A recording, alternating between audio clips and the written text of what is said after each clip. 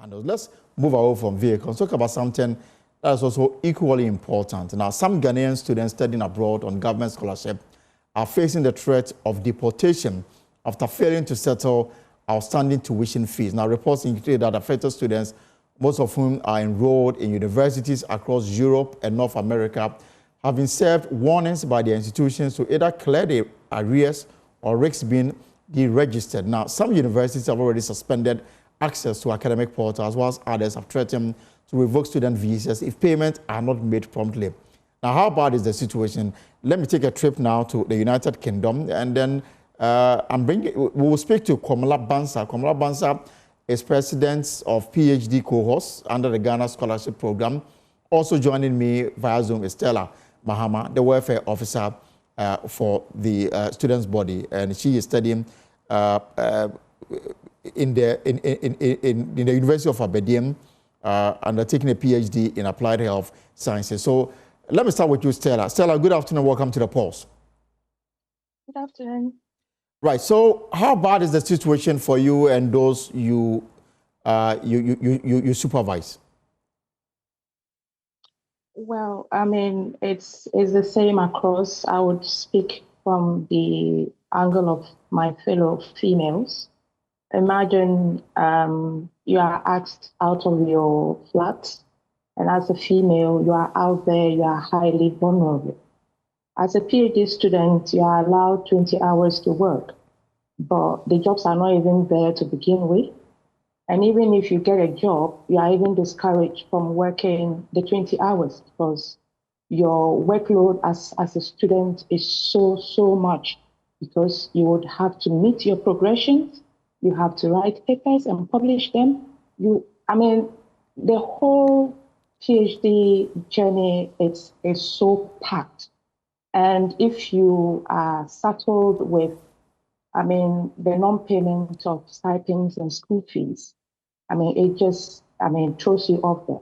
It's a serious situation for us as students, at the moment. All right. We'll deal with the issues more, but also joining me is the president of Prince Komala Banza. So, Prince, you're also welcome. And you are president of students undertaking PhD studies on government scholarship, right? Absolutely, if you can hear me. Yes, I can hear you. And Prince is with the University of Lincoln. So, Prince, as president, how many members are under you?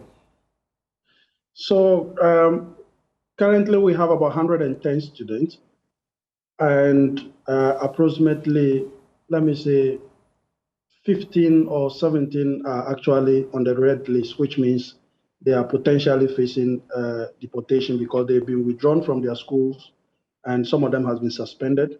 And so they do not even have access to the university portals, so they cannot even submit their thesis.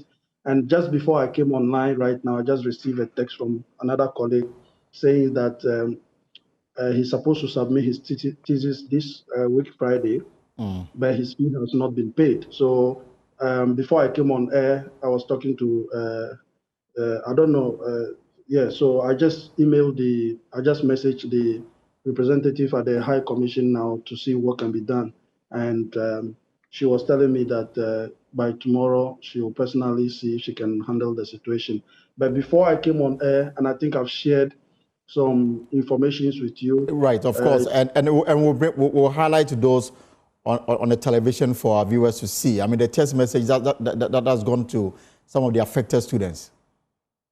Yes, absolutely. So obviously, there's a gentleman whose deportation is right today, and I've been following the issue for a very long time. There hasn't been a forthcoming. Friday, I had to put more pressure. Monday was a bank holiday in the UK.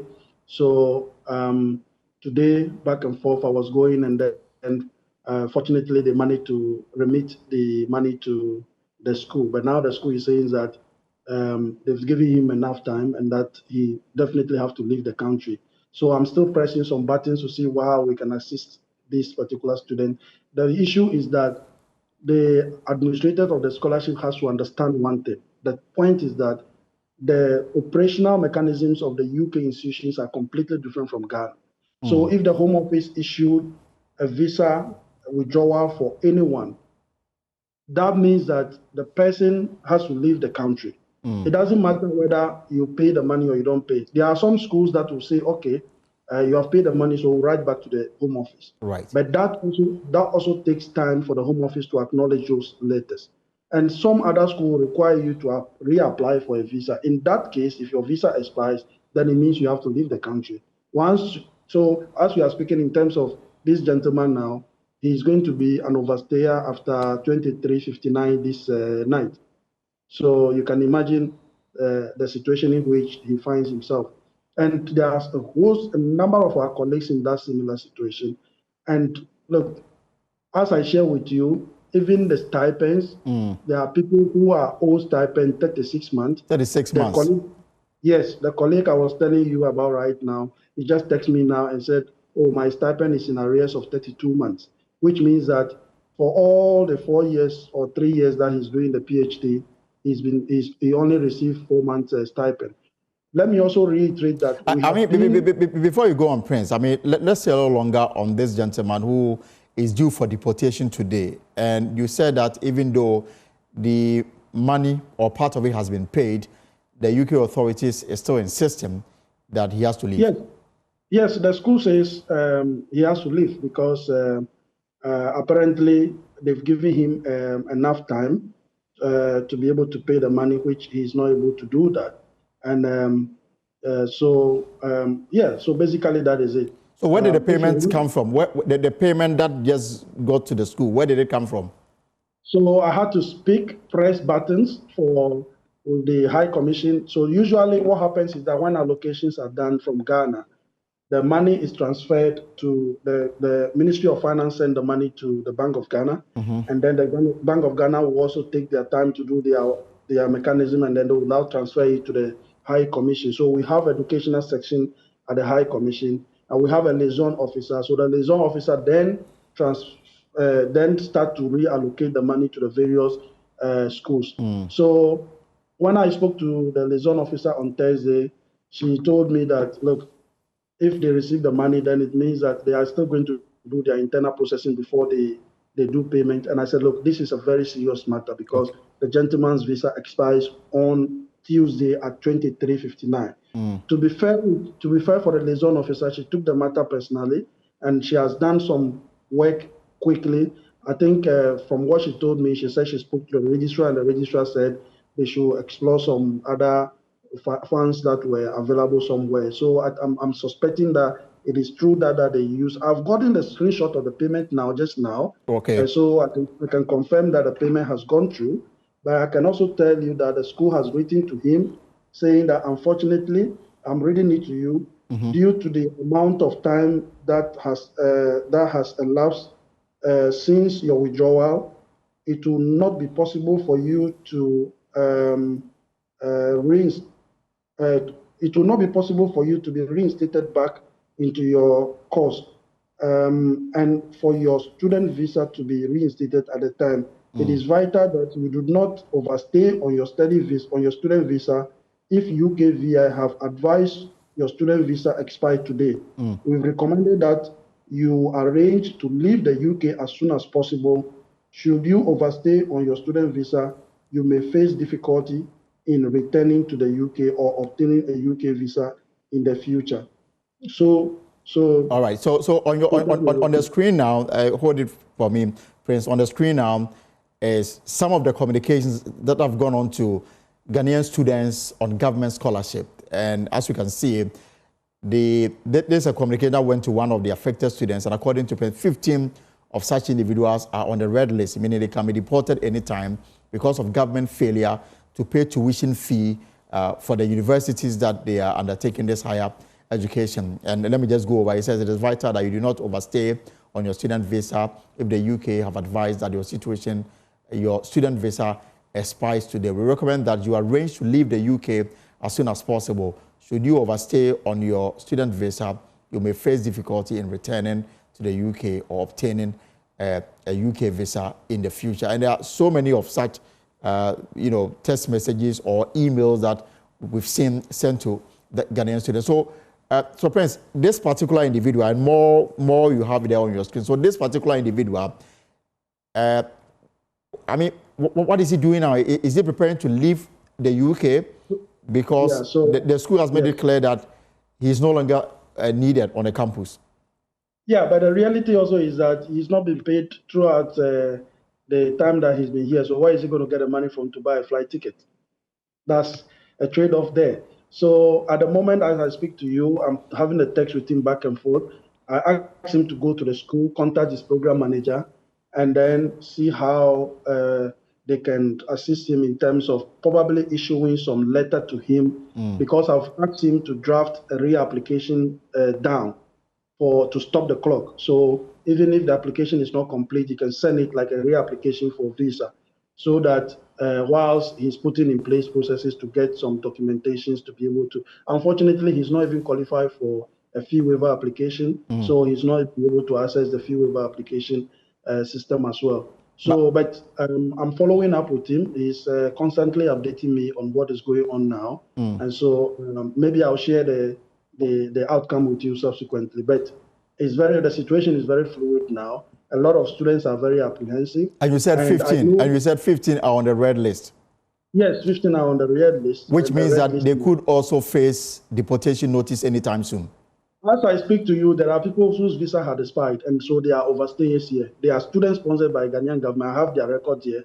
Their visas has expired, but they cannot even travel because they don't have money to pay for flight tickets.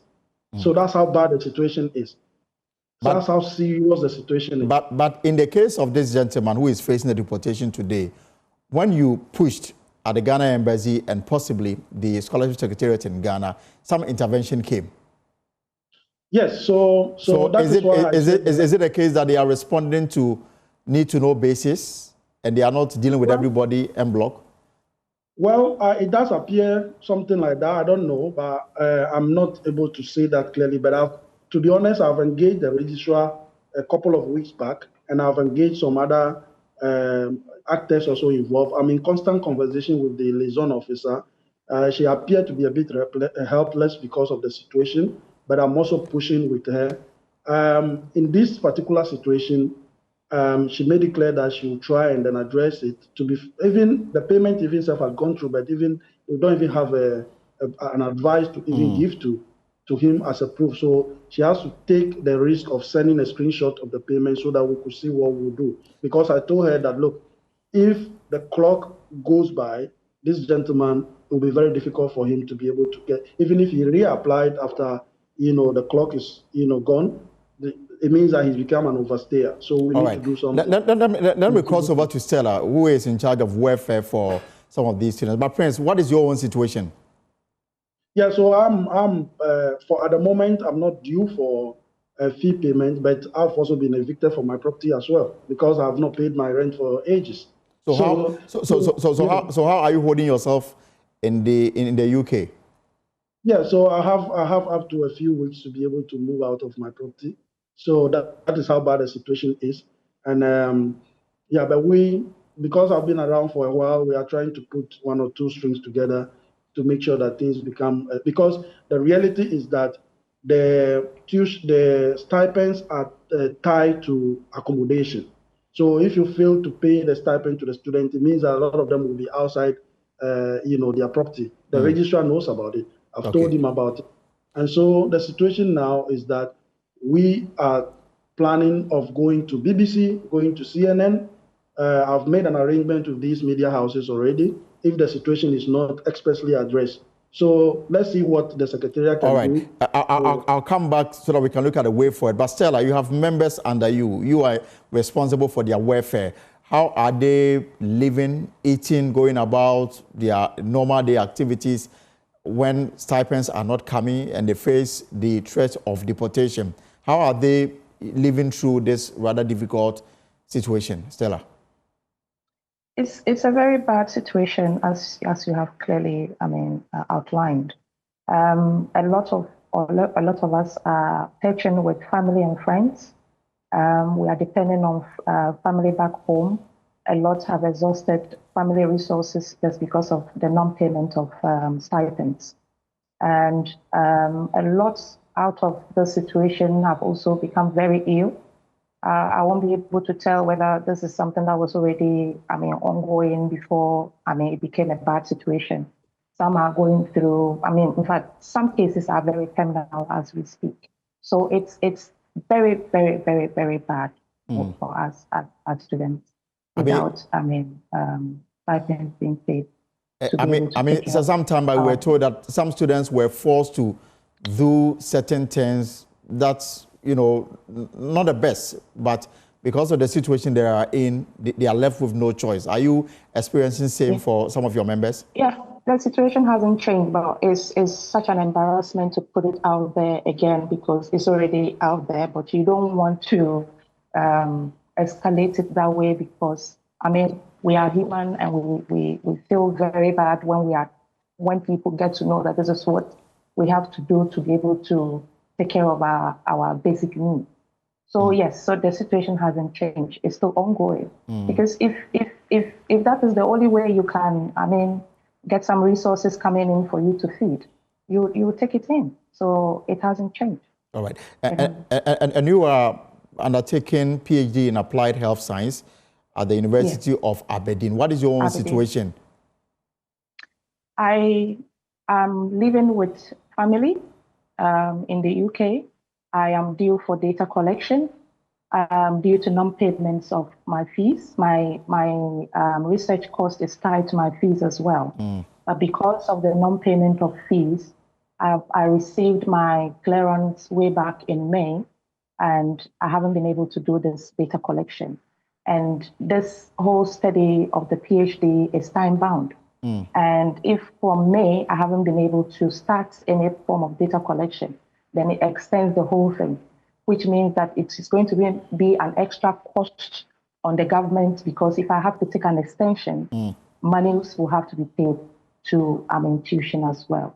So that is my current situation. All right. Prince, again, you heard the head of the Scholarship Secretariat here in Ghana. You've listened to the president, the Minister of Education. They've all made commitment to deal with this matter. In fact, the Scholarship Secretariat sent some personnel to verify some of these claims. They came to the conclusion that they are done with their studies. They are still on the radar because they say that they are yet to be paid their stipends. And so until that is paid, they will continue to stay in the UK. They also have genuine reasons why sometimes the payments delay. What has been the collaboration, between yourself and the Scholarship Secretariat to deal with this matter after all the assurances that we have been told? So basically the registrar has been in touch. I'll commend him for that. He's been in touch with me for some time, but for the past couple of days or week, I've tried to reach him. I couldn't reach him. I've left him some messages. He's giving some assurances, but assurances didn't appear to be coming up. It does appear like he keeps giving some assurance, but not translating into any practical form. The issue that they raised about some students have completed. Yes, it's true that some students have completed. They've not been paid their stipend. It's not like if you don't pay the person the stipend. The reality is that if you issue any scholarship letter to anybody from Ghana to the UK without the stipend, the Home Office, the UK visa will not grant the person a visa because the stipends are a very critical component of it. And that stipend might commensurate with the living condition in the UK. Right. And so without the stipend, you can't just give a letter to somebody and say, I'm sponsoring the person. So for example, in your case that you are undertaking your PhD studies, how much are you paid every month as stipends? Yeah, so it's just because I schooled outside the UK, outside London, it's 1,023 a month. But those who are in London, because the living condition is a bit more higher, and so they tend to. But these days, even wherever you live in the UK, it's almost the same thing. They're paid a little bit, 1,100 and 200. 1,123 pounds a month. Yes. And is it across board for even undergrads and then graduate students and PhD? Is it the same for everybody? Yeah, so I can't tell for the undergrads and the masters, but I know that if you are schooling in the UK, in London, you tend to receive a little bit higher than those of us living outside London. So my stipend is just 1,023, not 123, and 23 pounds. And when last did you receive the stipends? I can't remember. Yeah, so that's where the problem is. And of course, let me say that the issue with the PhDs we have actually collected the data, gave it to the registrar, gave it to the liaison officer. They know all the underlying issues, the people who are affected, there's people who have completed, they have the list of people who have completed, those who have finished with their thesis and they are locked up because they cannot submit, those who have also not completed. So they have all this data. We coded the data in a way that can assist them to understand the issues. Right. So if we talk about 110 people, it doesn't mean that all the 110 people required school fees. No, the data is properly coded, and a lot of the people on that data are not actually requiring any school fee payment. So if you are not paying the school fees, why is it that you are not paying the stipend as well? And let me mention this. We keep talking about the debt that was left behind by about 40 million pounds, according to the Scholarship Secretariat, just for universities in the UK alone.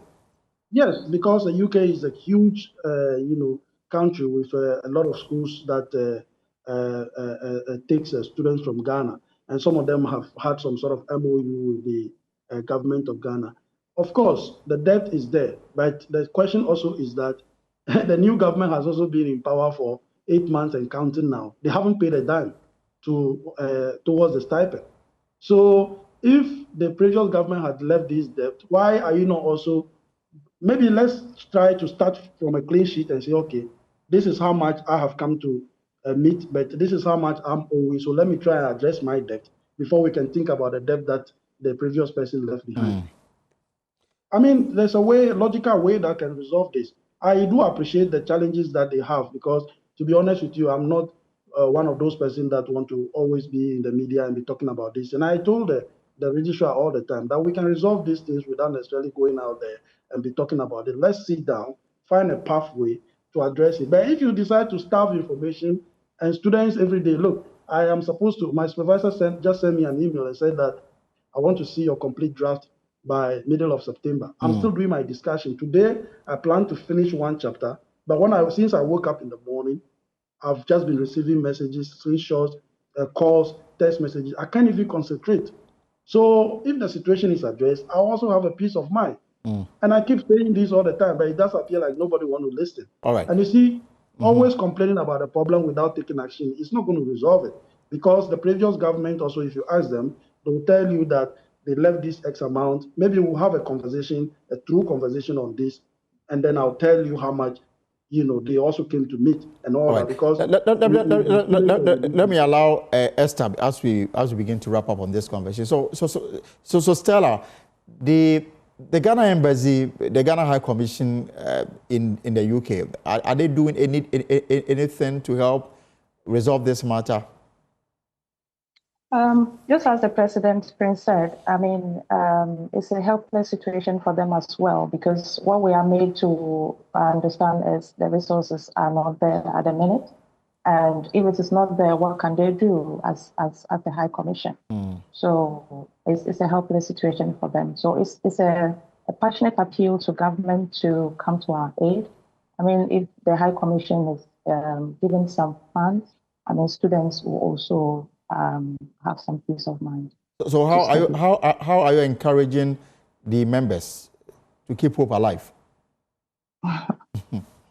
It's I mean, you expect that you being the one leading, you have a better situation, but you are perhaps in a worse situation than them. So it's a matter of let's leave everything to God, that this too shall pass, I mean, we try to mobilize help from every corner that is possible for colleagues that are really, really in dire need.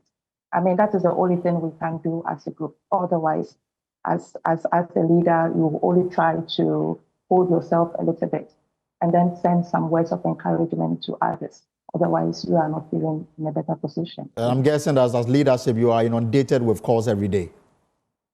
it's such a huge task. I mean, if like President said, it's back and forth, midnight, every hour of the day, messages can come. You can't even put your phone on mute because somebody could be in a very, very bad situation and you will have to find a way out. And you have your studies deadlines to meet as well. So, I mean, it's a bad situation we are handling, honestly. All right, I appreciate your time this afternoon. Stella Mahama is a PhD candidate, University of Aberdeen, and she's the welfare officer for Ghanaian students on government scholarship.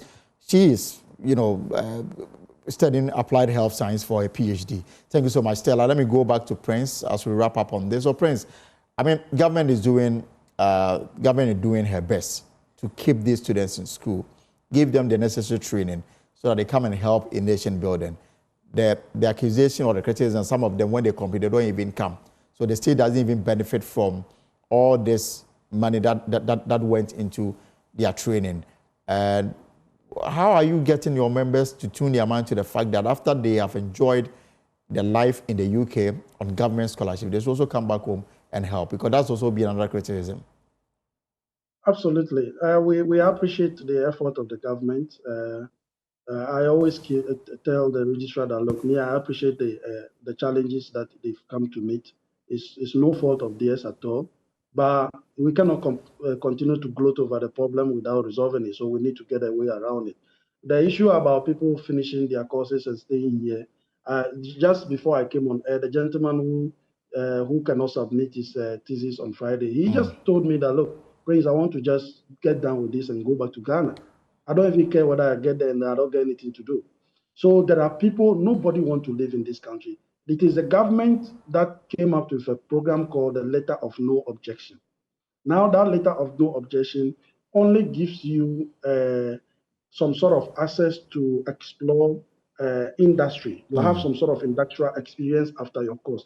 That visa that they give to you, which is like the postgraduate visa, it doesn't lead towards permanent settlement in the UK. Right. So people normally misconstrue this and they think that, oh, when the people finish, they stay abroad and all those kind of things. No, people want to come here because the postgraduate visa is only a temporary visa to give you some sort of industry experience, just like Professor Frikwa Boateng and all the politicians in Ghana that have finished their courses abroad and they've had some sort of experience, they've come back to build the country. It's the same thing.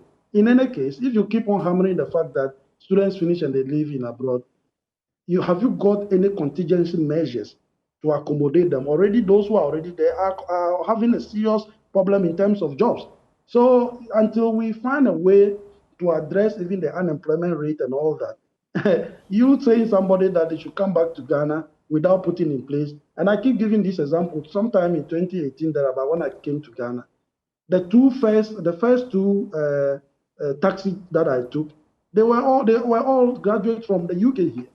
And they told me that they haven't got anything to do, so they have to be doing taxi job. So you can imagine that we piled 110 people back to Ghana, and there's no available mechanism to accommodate them into the system. And then briefly, it is going to put more pressure on the government. Prince, and then briefly, I mean, governments pay the tuition, also support you on a monthly basis. But what about the parents? When you say the parents, what do you mean? The blame is on government to find money to pay this tuition. Government is working on it, but I'm saying that as parents of some of these students who are abroad and studying, couldn't they also take part of the responsibility? Well, the scholarship is supposed to be for people who are in a dire need of help. So, but you and I know that this scholarship has become a protocol arrangement where even people who are well-to-do take advantage of it. So that has been one of the issues. So I keep telling people I never paid a dime for any scholarship. Even if you ask me, I'll tell you I don't have it. Okay. So I mean, if you go and pay, if you have the financial muscle to pay for a scholarship, and then somebody assured you to come into this country, then you become like a liability to yourself, because the scholarship is supposed to be for people who cannot afford the opportunity, but they are very brilliant. Take the courses that we're doing, for instance, like my course, for instance. You can imagine what that will help people, the country in the future. You know, the issues about artisanal mining, we keep talking about it. People just speak on radio and bring sentiments without examining the data, coming out with a nuanced solution to the problem. So people, if you take the PhD students, for instance, the kind of courses that our colleagues are doing here, if the government really want to reap the benefit of what we are doing here, I'm telling you that our country will be a better place, because the reset cut across every aspect of the challenges we are facing. All right. As a country. We'll leave it here. So we shouldn't see this as a gesture or a gift to people to go and assist somewhere. We should see it as an opportunity for us to be able to develop our country. All right. Thank you very much, Prince. And we hope that government through the Scholarship Secretariat will act and act fast because of the 15 Ghanaian students who are on red list and could be deported anytime soon. Prince Kwamla Bansah is president of, these are PhD candidates who are undertaking studies on government scholarship in the UK. And he is he's into social policy with focus on artisanal and small-scale gold mining sector. I also heard Stella Mahama, the welfare officer for the students. We'll take a short break here on the pause. If you've got any comment, please I've seen loads of them. We'll share it with our viewers shortly.